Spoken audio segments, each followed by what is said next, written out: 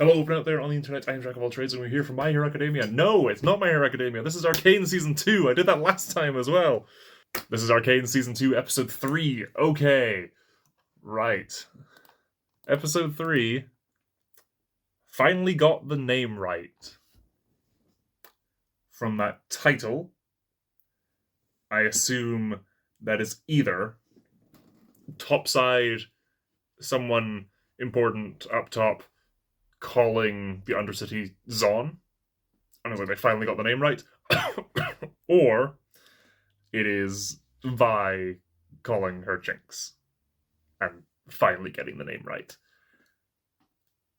I feel like that's probably the more likely of the two, and I'm hesitant to start the episode because then there's no more Arcane, and I have to wait a week, which sucks. Last time, well, so far this season, we had Caitlyn mourning the loss of her mother. Piltover's power structure is a bit of a mess at the moment. Ambessa is worming her way in, playing that Lady Macbeth role. To the council in general, but going with the intro and the Caitlyn imagery is probably going to be going for Caitlyn specifically. As her seemingly having barged into that council room meeting, it looks like she's trying to spearhead everything, and Ambessa, as the demon on her shoulder, may cause things to escalate rather rapidly. Perhaps beyond wanted posters everywhere and enforcers, and this one enforcer strike team shrouded in the grey. It's interesting. I'm very curious about this grey thing specifically. That feels like a really weird new element this season. Specifically in how it's stylized as if alive in the two major times we've seen it, being in episode 1, Caitlyn looking at all this imagery of this smoke coming up from below where there was like a Kierman seal and it had eyes, and then last episode we saw it enter a room sort of as a gas, but then move and then almost have a mouth to it. It was really interesting.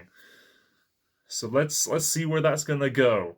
Also, Victor is a holy prophet healing the sick. Maybe. Healing in very big air quotes. And Jace is fumbling for what to do next. Seemingly gonna step down from the council, maybe not. And then Heimer and Echo came in and were like, hey, we need your help with this thing that's like spreading. The hex core corrupt. They call it corruption, so that's what I'm gonna call it. Has affected the tree at Echo's home. So how did that happen? Let's dive on into this. There's a lot I want to know, and I know for a fact this 40-minute episode is not going to give me all the answers. That's what the rest of the season's for. But this is going to have to tide me over or leave me on a cliffhanger. 3, 2, 1. Like, Netflix logo. Yes, what did Caitlyn learn there? You're a Kiraman. You're a Kiraman. I will lead a strike team into Zorn with 3 objectives. Locate JINX, dismantle Shimmer, and neutralize any agents still loyal to Silco. A little bit of a recap here, okay. Right. Okay. The grey. I've instructed our architects to devise a ventilation system. The people of the underground deserve to breathe. Is it just stylized? With skulls and mouths? But yeah, our architects have designed this to contain it. Because the people of the underground deserve to breathe. And that was the line we left on? Does Caitlyn no longer believe that they deserve to breathe?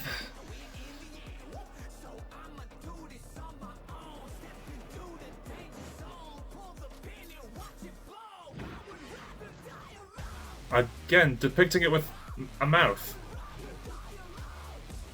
And yeah, the other Baron was surprised that it was this far north, this far up.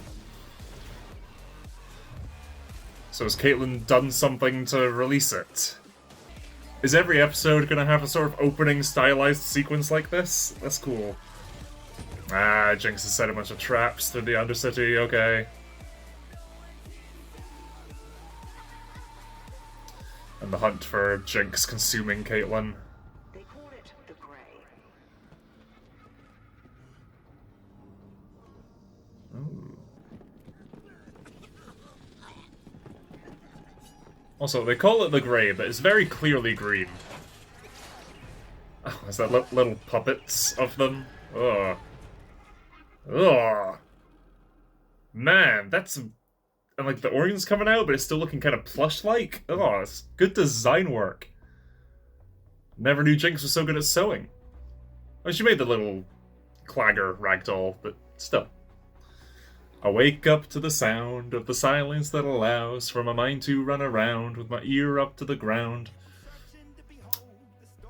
Ambessa's wearing red, everyone else is wearing white. Caitlyn's wearing black, actually. Never mind. Caitlyn's wearing black, Ambessa's wearing red, everyone else is in like white vests. Jace hiding away from the spotlight of the stage. Yeah. Oh, the misery. Everybody wants to be my enemy. And on that line, enemy, that's when Vi and Kate butt heads. No way. And then, yeah, Ambessa's gone from the chair. And Jace, who was shunning the light, is now reaching towards it, and that is Arcane title roll credits. Ah, the money man. Right. Okay. Thanks. Why did they I was a goner. leave him here? It was time for me to retire. Looks more like someone decided to retire you. Yeah, well, timing was never my strong. Ow! Sorry. It's the Grey. It gives me that. Tell us how you wound up here. Hey, wait. Whoa. Jinx is off the rails, even for her. She's got a real fire lit under her ass. She's planning something big right here in Pipeworks. I like Vi getting lower, like getting down on his level, but also making sure she's in Caitlyn's line of sight, given she just cocked the gun. This is it then. Cuff him. I told you everything I know. You're a confessed criminal. You'll spend your retirement in a cell. Check your gear. Wow. This is what we've trained for. Caitlyn's cracking down hard. Can I get a minute? Ambessa's The first shit. request for an audience was uninteresting. The second, inappropriate for someone of your station. The third, plain annoying. Jace? People have lost their heads for less. It's gotta be Jace, right? So tell me, Amara, what does Oh. Amara Piltover's murder Okay. guild want from me? Yeah. I'm not here representing the guild. I've come here to settle a debt. My bookkeeper is down the hall. What you've stolen is more precious than any gold. Her eyes were like rolling back there? What the fuck? Did you truly believe Piltover was beyond our reach? My son is dead. Oh. Is that not enough to sate your bloodlust? We know what you're chasing in Piltover. We will not allow it. Allow? Hextech, weapons. Your visit only confirms my suspicions. Ooh. He has magic too, okay. Try to stop me, insolent witch! Oh, wow. My death means nothing. You should have given up the feud. The feud, okay. You have no inkling what family is to me. So, if I were more familiar with League of Legends, would I have known when she was introduced last season that she was important? The guard. This will have consequences. Or a member of some We faction? need control now. Perhaps it's time we involve Mel. No. We must distance ourselves. She's safer as our enemy. Okay. I'll handle Sallow. Her disappearance won't go unnoticed for long. Oh, the rose from the intro. Yeah, yeah, that Ambessa was like crushing. But then leaves behind on the chair. Oh, Vi wearing Clagger's goggles! I think we should cut the others loose. I only just clocked that. Did she have that in the last scene? Idiot is telling the truth. Are you sure your my sister is gone? Hmm. There's only Jinx now. That is what she told you last season. Has to end. And she hasn't seemed ass fractured so far. I'm sorry. We've only had one episode, but still. Please, just One episode with Jinx. everyone in my life has changed. Promise me you won't change. Oh, shit. I think she is changing. She was about to shoot a guy for not giving her the info she wanted, but giving all the info he had.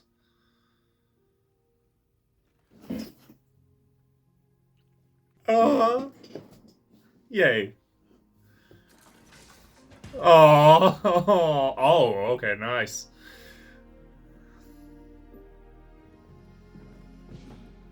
I cannot give a big enough smile to convey how happy I am.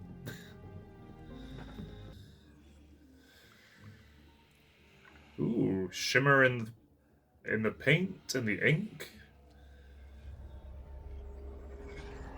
Yeah, shimmer in your tattoos. Okay.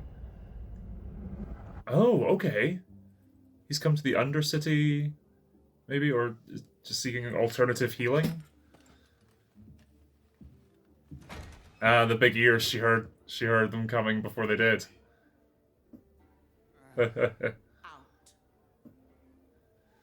That's a nice little scene. But she heard the clatter of the bag. God, this series is so fucking good. You realize how easy it was for me to track you down here? Okay, no, he has come to the Undercity to do this. It's enough work propping you up without you dulling what few wits are left rattling around in there. It's not the girl. It's the name. It bewitches people. You should know.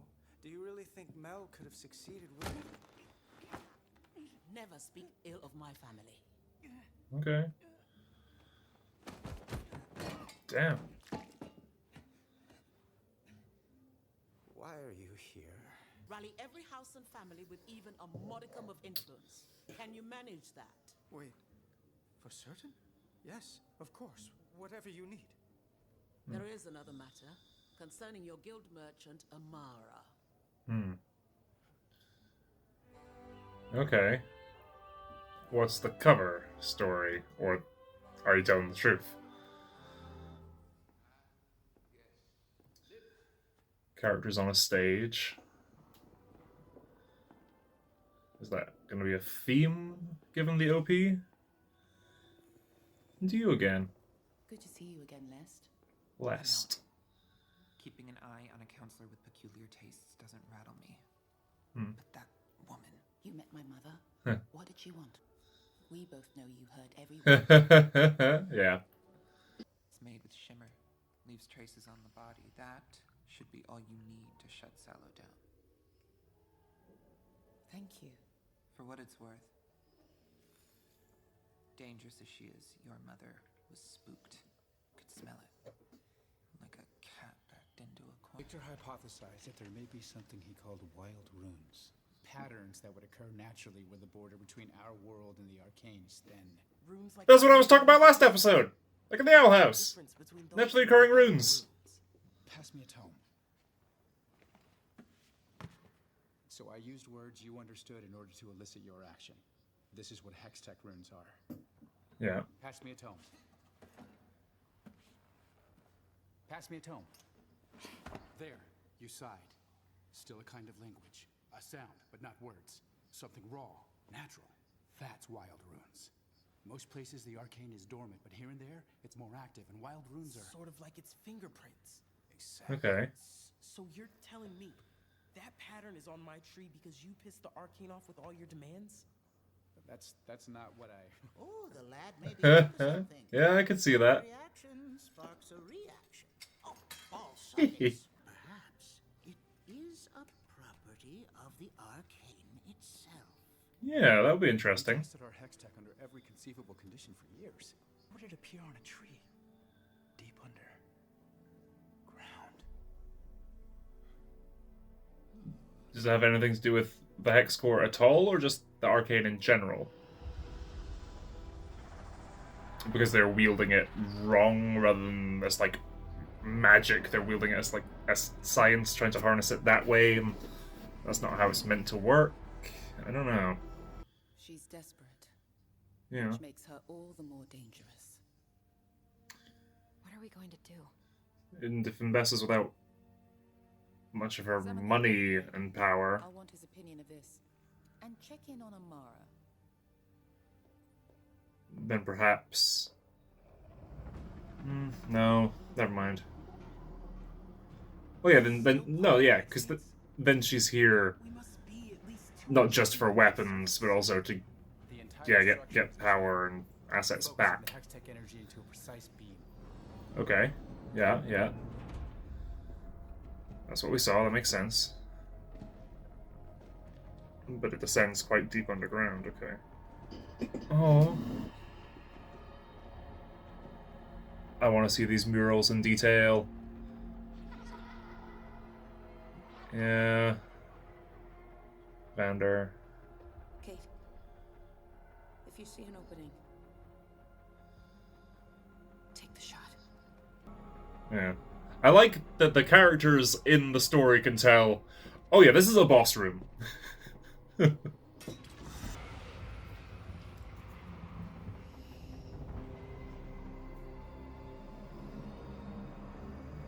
Okay.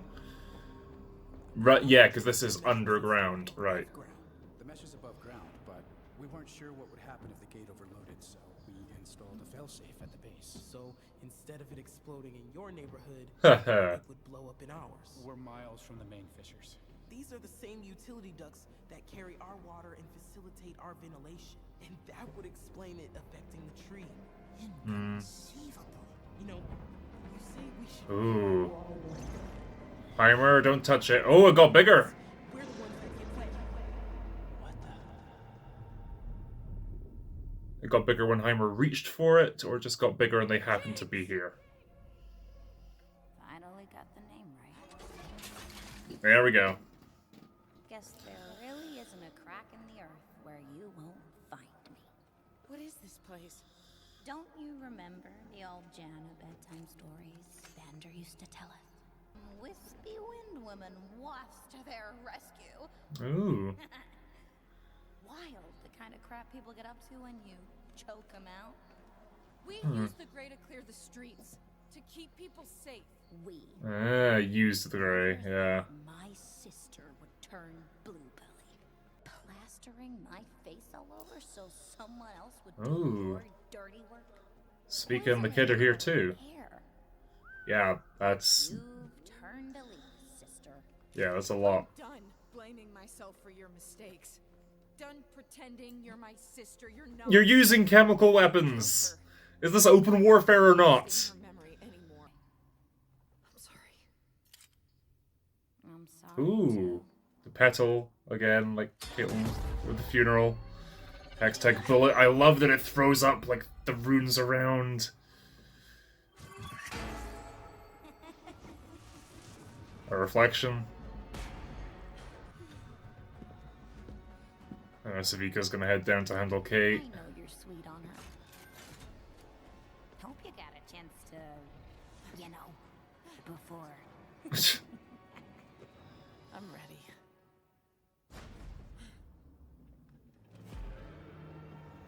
Oh god. Here, are we finally gonna get that shot from the first OP?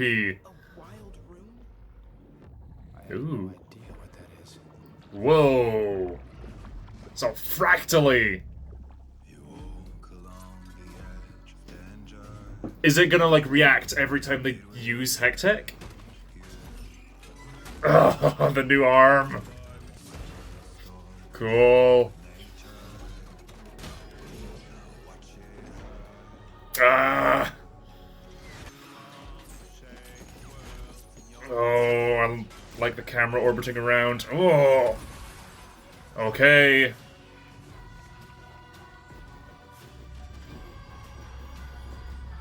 Yeah, what the fuck is this magic? I love Heimerdinger being here to see this as well, given his, like, traumatized reaction to magic before. Oh my god, what the fuck is that? What is going on? To crib a line from Fishbone. To crib a line from Star versus the Forces of Evil. The magic's on the fritz. So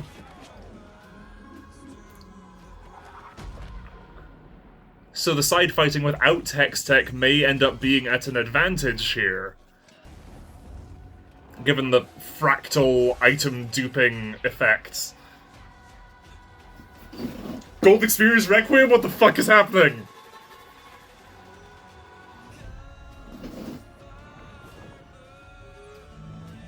Whoa! Heimer, Echo, what the fuck is happening? What are they seeing? What are they experiencing? And are those down here literally seeing this all happen as well? Yeah. Oh my god, there's so many good stills here. Like from Vi's perspective, are the gauntlets literally like splitting like that? Is it? And then yet using it again. Shimmer versus Hex Tech. And the magic reacts again. Yeah, what have you done? What even is this? Like, yeah, it's back to when he was a kid, seeing that.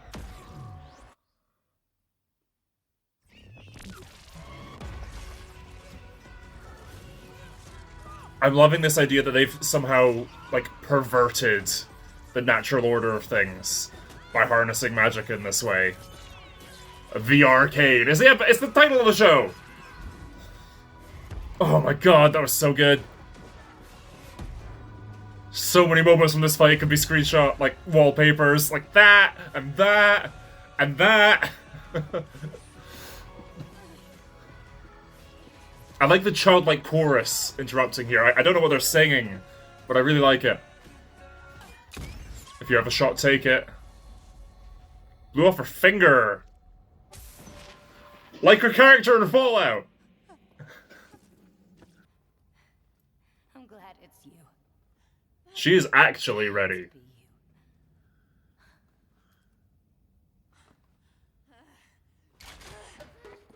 The kid gets her gun. Who is this kid?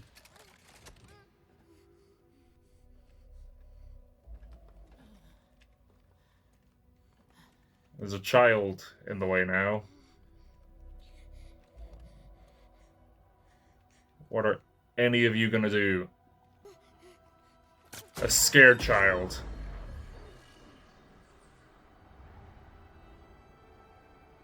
Wow, Caitlyn is a good shot. What are you? Get off me! Get away from her! Kate, move! Scram, kid! Kate, she's a child! Move! She's not getting away again! Kate. Holy shit, Caitlyn. Holy shit, Caitlyn! And this is the conflict from the intro. Everybody wants to be my enemy. The two of them break apart. Oh, in the same episode they had their first kiss? Are you fucking kidding me? But yeah, here we go. No, this isn't how it's supposed to. Blowing this door open, is that... This big circular door, is that where the Grey was sealed away? And over time, the people of the Undercity built that... Oh, like, deified the Kierman who sealed it away. The woman of the wind who saved them. Right. Oh, mixing with blue. Okay. How did they come up just here? Is this deep below the Kierman estate? Where they're fighting? And JINX set up all these dye paint bombs, okay. Yeah, it's paint. Yeah. Everyone on the other side.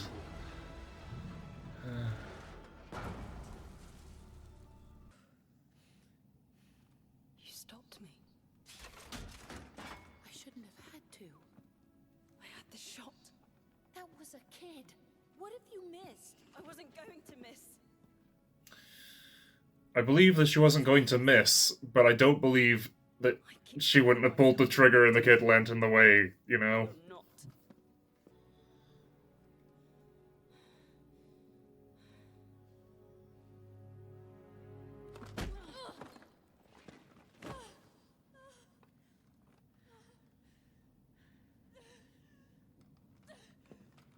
Wow, Caitlin! What the fuck?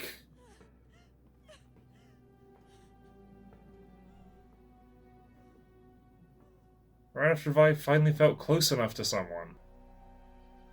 I was gonna say, that can't be where the episode ends. These are long episodes. And the tree's all covered in blue. Alora, what's wrong? More of this shadow red thorn magic. Roses? Roses, yeah. The people that killed her brother. Ugh. Black Rose, okay. Whoa! Oh, that was cool! It was almost like she was covered in like a green screen, so it just like melded into it. Yeah. Oh, and Mel's not here for this meeting. You no doubt recognize the name. She's just shared with me some very upsetting, but sadly unsurprising news. Oh, and she's gotten all dressed up and fancy for this. Good evening. Yesterday, I met with your guild merchant, Amara. We spoke of rebuilding, restoring this great city to its former glory. When two Zornite assassins... Oh. I tried to save Wow. her, but the blade pierced her. Wow. Our families should not need fear an assassin's dagger in the night. Wrath must be met with wrath. We must declare martial law. Ooh. Want a general to lead until this threat is vanquished. Oh, and he thinks it'd be him? Who will not pale when faced with Zorn's degeneracy. Community, whose house has always stood for progress. Caitlin. May consider my experience and my entire detachment of Noxian soldiers at their disposal. Yeah. It's Caitlin. Caitlin Kiraman. Yeah. Yeah. Someone more easy for her to manipulate. Putting her in charge of Piltover full stop. That's a big play and a big risk on her part. I calculated, no doubt, but that huh.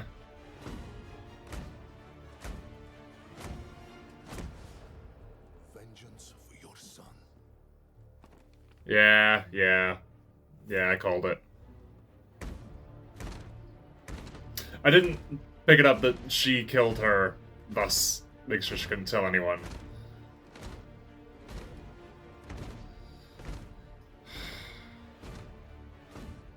But yeah, I figured when they said there was someone on the inside helping them, it would be Ambessa. Oh, okay, and he leaves. I hope we get more of that character, because it's a really cool design. And he was sleeping rough when we first met him. So what's his story? What's going on here? And Caitlin becomes I guess a dictator? With that high collar. It's a very Silco-esque collar, actually. Reminds me of what he wore when he went to meet with Chase. Although, much more blue.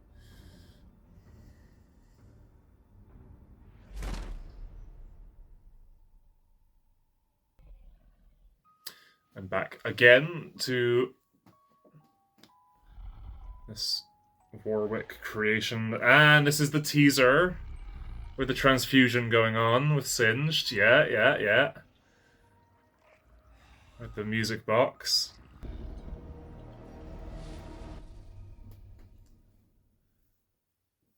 Which may be unleashed next episode, given the rapid progress we've seen. Right, okay.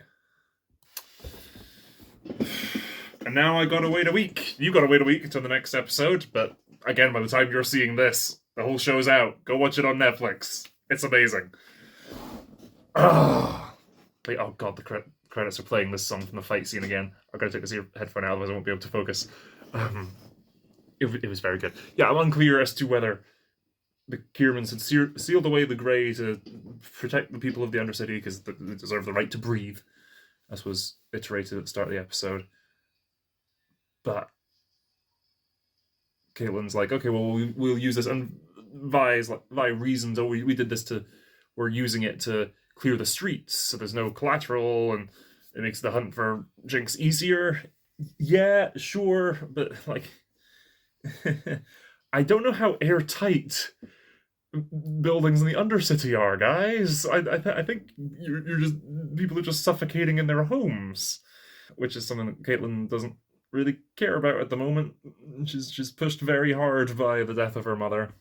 I'm not entirely clear as to whether Caitlyn already opened the Kierman door and released the Grey into the Undercity again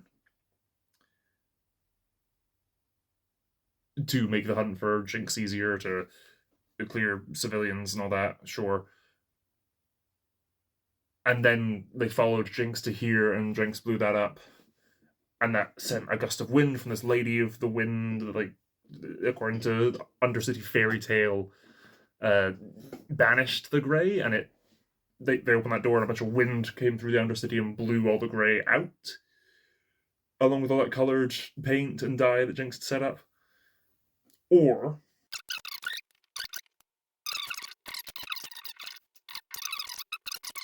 like I like the idea of that story. I'm just I don't entirely follow how that is applied to what Caitlyn was looking at and studying together with what we're seeing. Like, those are three things that I feel like should fit together quite neatly, but I feel like I'm missing a couple pieces to make that fit perfectly. I'm sure I'll watch 2 other reaction videos to this episode and it'll make total sense, but just on initial watch, that doesn't perfectly. Those jigsaw puzzle pieces don't perfectly fit together for me. I do think I preferred the fight in the previous episode with Savika's arm and everything. That was so stylish and beautiful, and I loved it. It was crazy chaotic energy. Versus this was, at last, Vi and Jinx coming to blows, and it hit with the gravitas of that, and I liked it. I'm glad it did. What I'm not glad about is that there was a moment where I thought Caitlyn may have shot the kid. That she would have, in order to hit Jinx. And that she's now the dictator of Piltover, with Ambessa as the devil on her shoulder, as the Lady Macbeth, to her Macbeth, is concerning. Didn't see any victor this episode? That's fine. He woke up, went for a walk, and touched a guy in the face. Is all he did last episode, but that was fucking huge last episode. So I'm fine that we didn't see him this episode. And I hope that those 3 scenes of Singed doing whatever Singed is doing to totally Vander / Warwick is all we need. And now in the second core of episodes, the next 3, now we're actually going to get to see that payoff. Yeah, and I also wonder if... Well, no, I wonder for now, because I don't know.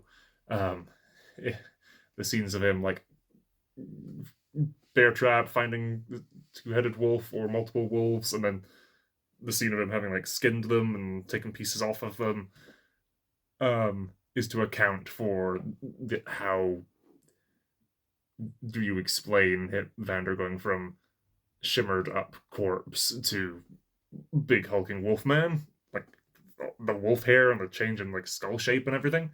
Oh god, they have to be going like full Tusk for this if that is the direction they're going, with him like literally like sewing pieces onto him to make him into this, right? Because he'd like ripped out the teeth of the wolves last episode, and for the head to go from, you know, human profile to dog, like what does he do to his skull? I am so ready to be so viscerally horrified by what was scary when I was younger watching that cinematic of Warwick. Is that a scary werewolf monster raging around? I'm ready to be so grossed out. Without any gore or anything, just the implications. I'm already ready. I'm like primed. But yeah, the fight was great. Who is this kid? I want more of this kid. What is going on with this kid? Still haven't spoken yet. I don't need them to speak, but I'd like to know more of what's going on. And then, speaking of what's going on, what's happening to the magic? What was that whole, like, what the fight's going on? Heimer, Echo, and Jace were, like, pulled into the paths and saw the tree, the hex core of magic origin thing, whatever that was. Like none of them have seen that space prior to Hex Tech. So that is that something that's always there? Is that some like it's very reminiscent of the hex core and how it looks and moves. Then there's all the fractaling, the the goal experience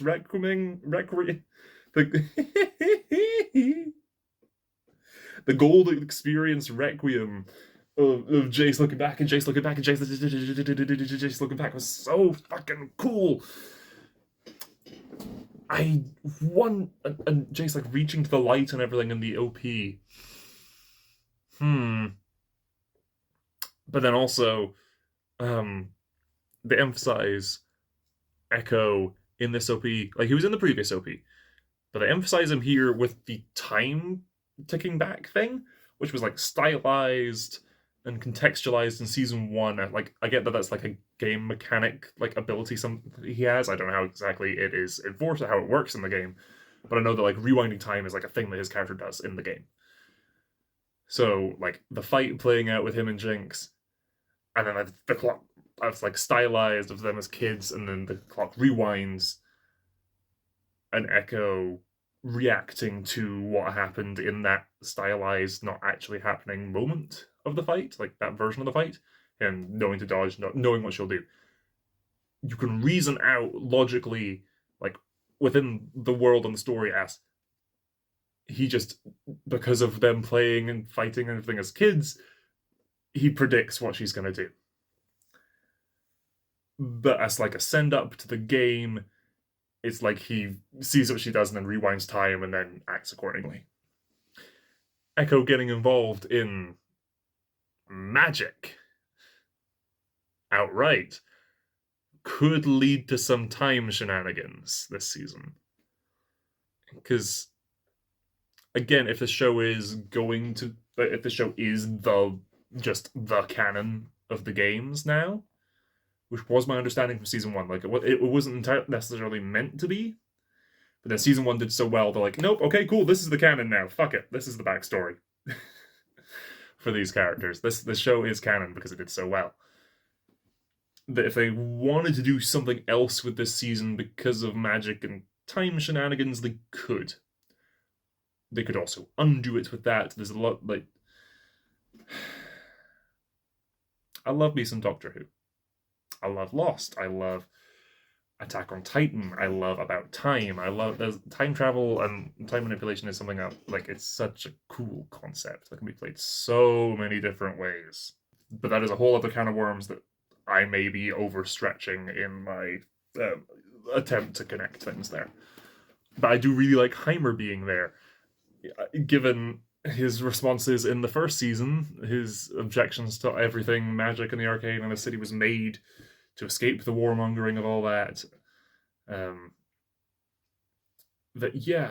Him being present for this shenanigans, this encounter with a wild rune, I don't know what that is crazy, and I'm curious how much that's all going to tie in with what's going on with Victor. Like, are these is this happening? Is one happening because of the other, or are they both things that are just happening at the same time? Well, Victor's stuff with the Hex Core and whatever Jace is now experiencing. Also, we saw, I don't know if it's because, I mean, presumably the Hex Gates are closed, right? That was proposed, and I'm pretty sure they did do that in Season 1. But if the Hex Gates are closed, then the only Hex tech items actively being used this episode were Caitlyn's gun, Vi's gauntlets, the other guns that the others in that little Enforcer squad have, but I don't think they were actively using them. And I think Fishbone as well, which were all freaking the fuck out and duplicating and shit and fractals and glitching almost like Spider-Verse, you know? So was it each time one of them was used, each time a spell was cast, each time magic was harnessed? Was it each time that happened that the core thing within the mesh, the place that whatever path's realm Jace and Echo and Heimer are in, was it each time someone cast a spell with a gun or a hammer or whatever, or a fist, that something happened in there? Was that like reacting to that? Or was it because they were there that those things were reacting that way and freaking out? Which then ties to, again, what was happening to Victor during all that? Like, was he distorting and reacting like the guns were? Or was he unaffected? Was his cane reacting like they were? I'd love for the next episode and the next part to like open with just showing what was happening to Victor during that moment. Because I'd be so interested to know if it was everything was happening to him or nothing. Because I feel like that would give a lot of info, one way or the other. And everything I've just said is not even touching on this Black Rose stuff. So, the Black Rose is a group, so we knew from Season 1 that Ambessa's son, Mel's brother, died because he crossed the wrong man. And as a result of that happening, Ambessa came to Piltover to find Mel and cultivate weapons and power and everything to be able to protect those that she still cares about, Mel, from the Black Rose, who have followed her here, making active plays, whereas in Season 1, she was only in like the last 2 episodes, I think. She was manipulating and just, let me tell you the story about this guy who died with his eyes closed. Let me tell you about this. Let me tell you about this. Just stating things to Jace and Mel and trying to sort of manipulate a little bit. But now that the political leaders have been taken out, or half of them have, she's a bit more assertive. Now that there's less people to oppose, and she's put a very angry, volatile, easily malleable at this point person as a puppet ruler, and actively in the same speech that she did so asserted, and my experience and my forces and my soldiers will be at your disposal, and I'm here to help. I'm here to sit in on all your meetings. I'm here to help you. I'm here to advise. With one move, she did that. And I quite liked her spinning the death of the merchant woman, merchant guild chairperson. Again, it was Zon that did that, which is very reminiscent of, in season 1, Silco saying when Marcus is like, yeah, we need someone to take the fall for this attack. And he's like, well, you got the firelights. You already have the person. You already have your people to hold responsible. Something's gone wrong here on our side. Something could be bad for us. So let me spin it to blame it on the other faction. Season 1, again with that line, it was for Silco's interests. Jinx went rogue, stuff went bad. Marcus needed someone to blame to keep everything covered up for Silco. Silco says, well, blame this faction. Here, Mel's like, yeah, just killed this woman because she was a part of this group, or maybe being controlled by this group, given what was happening to, like, Mel's assistant. Yeah, they're dead now. People are going to realize that. Need someone to blame. Blame it on this group. That's a similarity there. I'm not expecting a ton of Medarda and Silco parallels, but they may pop up here and there. Characters with very dubious morals can make similar decisions. Okay, I think that's going to do me for this week. That was a really strong opening. And then Caitlin and Vi kissed as well this episode, and they also broke up this episode. And the big brawny man, friend of Vi's, left when Caitlin was being made dictator. Probably off to find her, tell her, team up with her. I want more of him. I'm very curious who he is. And I think that's possibly the most emotionally vulnerable we've seen Vi in a while. I don't know the last time we saw her cry was probably Vander's death. Fuck, man, I'm going to get depressed thinking about that. I've been Jack of all trades. Thank you so much for watching. Link to episode 4's reaction is going to be on screen right about now. If that link isn't there, then it's because that video isn't up yet. So why not hang around with the channel, check out some of the other videos, subscribe if you want, hit that notification bell to get notified, all the other YouTuber catchphrases. See you next time. Bye.